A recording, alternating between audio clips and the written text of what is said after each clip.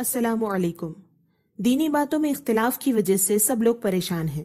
عقیدے کی بات ہو یا عمل کی بات ہو، بہت سارے اختلافات پیدا ہو چکے ہیں۔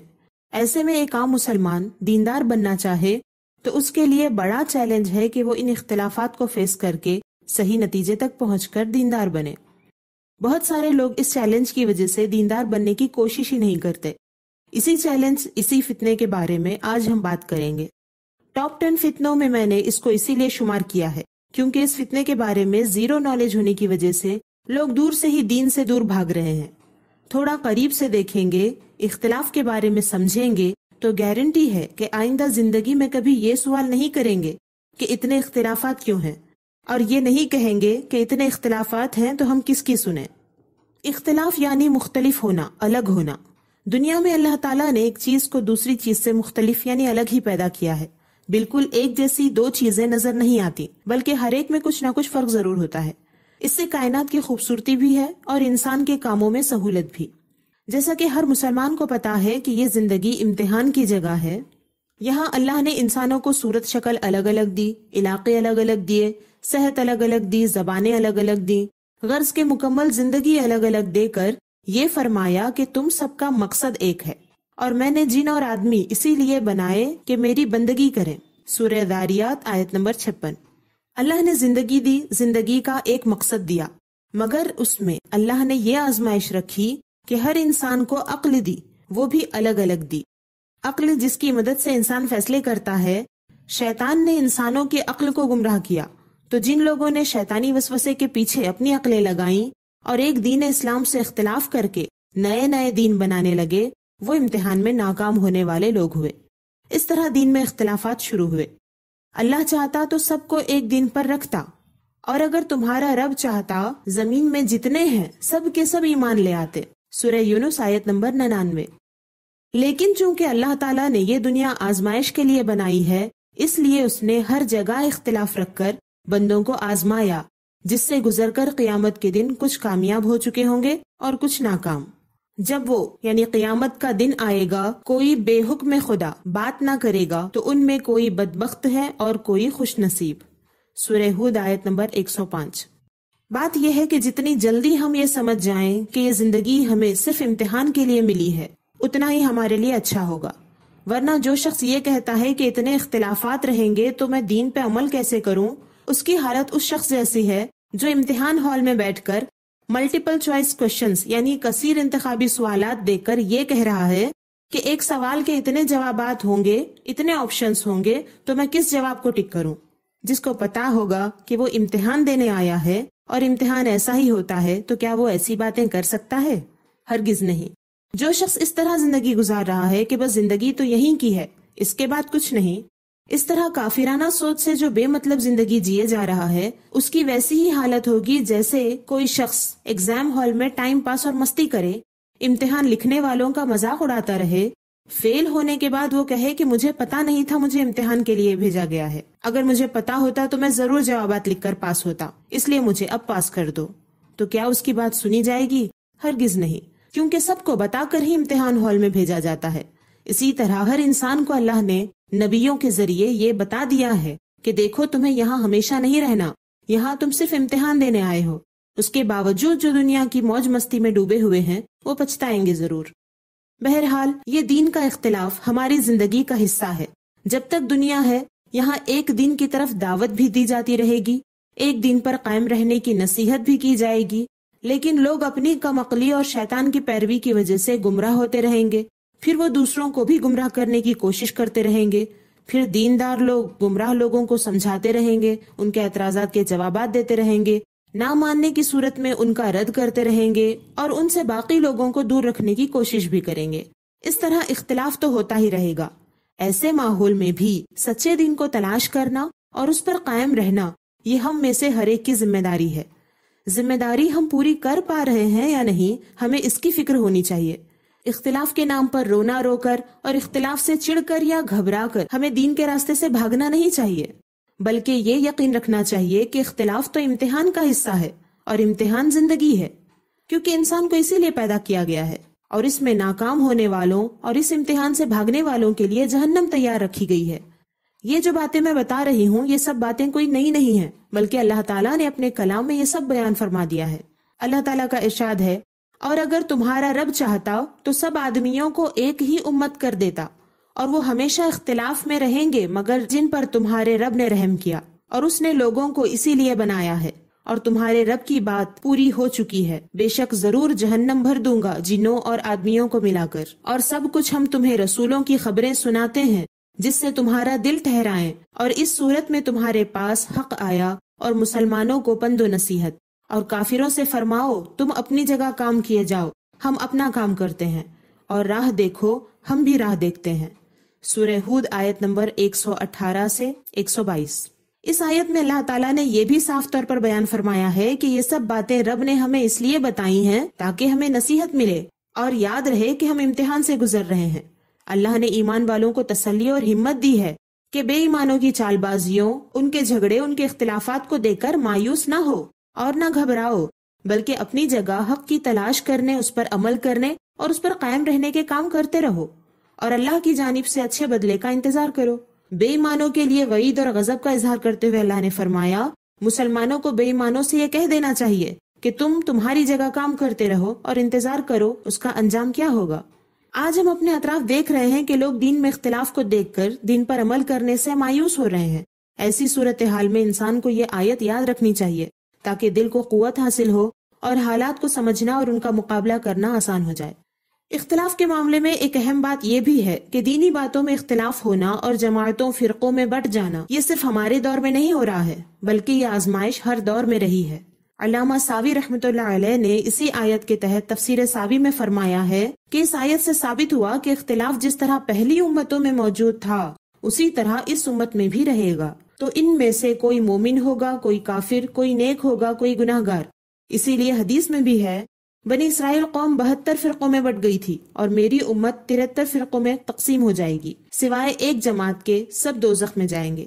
عرض کی، اے اللہ کے رسول، وہ کون سا گروہ ہوگا؟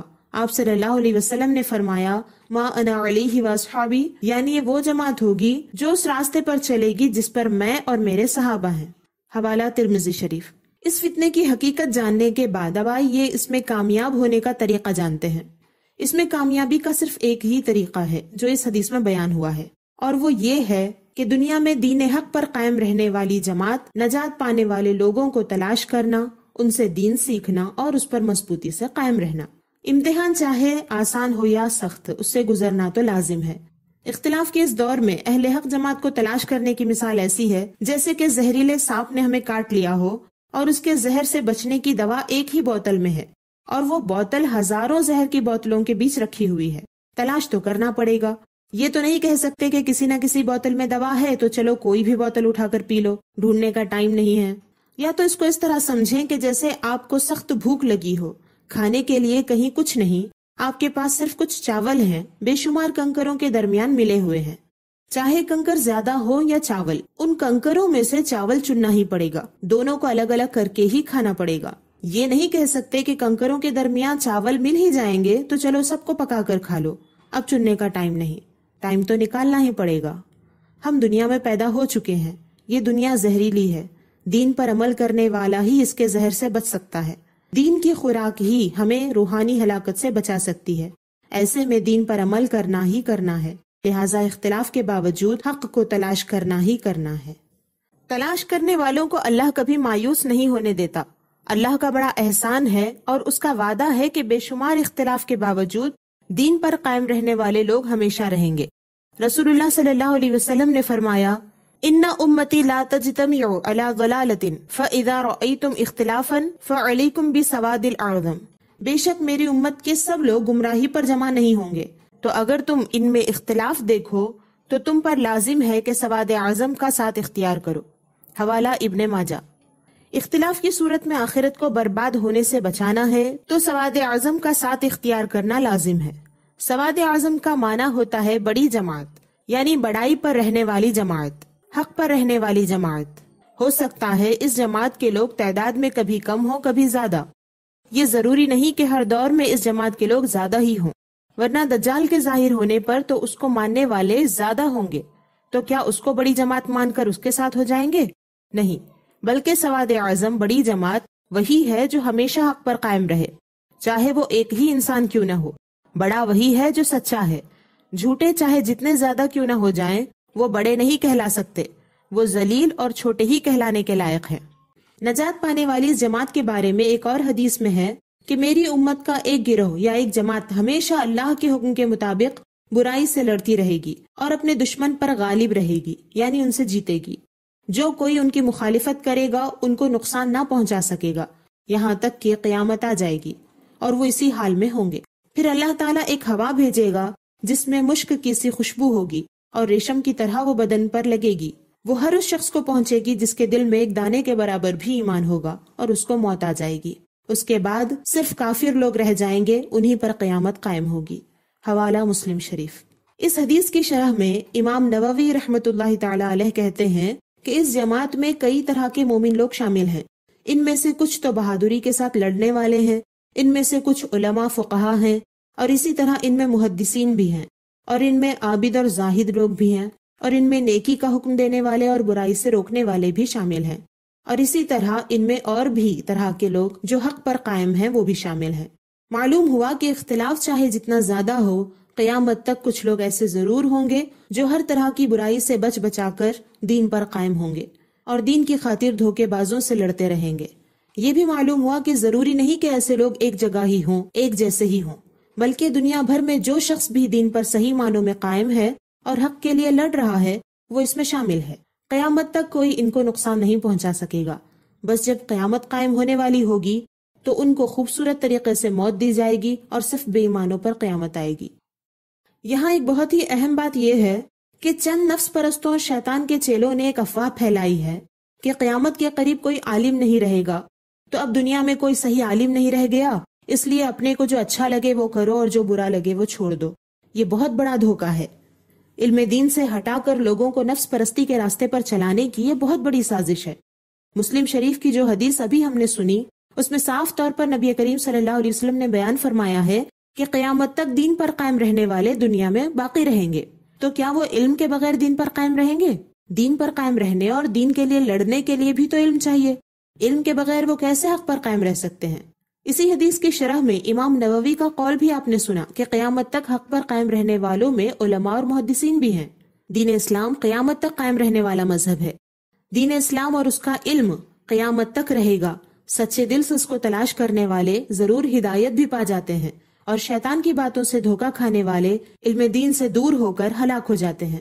اب ہمیں فیصلہ کرنا ہے کہ اختلاف سے ڈر کر دین سے دور رہ جانا، فتنوں کا شکار ہوتے ہوتے دنیا اور آخرت برباد کرنا ہے، یا چاہے جتنی ہی محنت و مشقت برداشت کرنی پڑے سچے مومنوں مسلمانوں کی گروہ کو تلاش کر کے ان سے دین سیکھ کے اس پر قائم رہنا ہے۔ فیصلے کا اختیار آپ کا ہے، اللہ نے یہ اختیار دیا ہے۔ جو بھی فیصلہ کرو گے اس کے انجام سے بھی سامنا کرنا ہوگا۔ ہر کسی کو اس کے انجام تک پہنچانا اللہ کی قدرت اور اس کے اختیار میں ہے، جس میں کوئی روک ٹوک اور دخل اندازی نہیں کر سکتا۔ اس لیے ہمیں یہ کوشش کرنی ہے کہ ہم اپنے لیے حق کو تلاش کرتے رہیں اور اپنے بچوں کی بھی ایسی تربیت کریں کہ وہ کبھی بھی جھوٹ کا ساتھ دینے کے لیے راضی نہ ہو، تو پھر وہ بھی اپنی آئندہ زندگی میں ہمیشہ حق کا ساتھ نبھاتے رہیں گے۔ بس یہی ایک راستہ ہے اختلاف کے فتنے میں کامیابی حاصل کرنے کا۔ یہاں تک تو ہم نے یہ بات سمجھی کہ اختلاف کا فتنہ کیا ہے، اور اس فتنے سے نکلنے کے لیے نجات حاصل کرنے والے ایک گروہ کے ساتھ رہنا یہی ایک راستہ ہے۔ لیکن اب بھی ایک سوال باقی ہے، اور یہ بہت ہی اہم سوال ہے کہ ہر مذہب، ہر فرقے، ہر جماعت والے کہتے ہیں کہ ہم حق پر ہیں۔ ایسے میں ہم کس کو فالو کریں، کس کو سچا مانیں؟ ویڈیو بہت لمبی ہو جانے کی وجہ سے اس کو میں یہی ختم کرتی ہوں۔ یہ پہلا پارٹ ہوا۔ انشاءاللہ تعالی اختلاف کے فتنے کے حوالے سے دوسرے پارٹ میں اس سوال کا جواب دوں گی، اور یہ بھی بتاؤں گی کہ موجودہ دور میں کس طرح کے دینی اختلاف سے کس طرح بچنا چاہیے۔ اپنے اور اپنے پیاروں کا خیال رکھیں، اللہ کے ہو کر رہیں۔ اللہ حافظ۔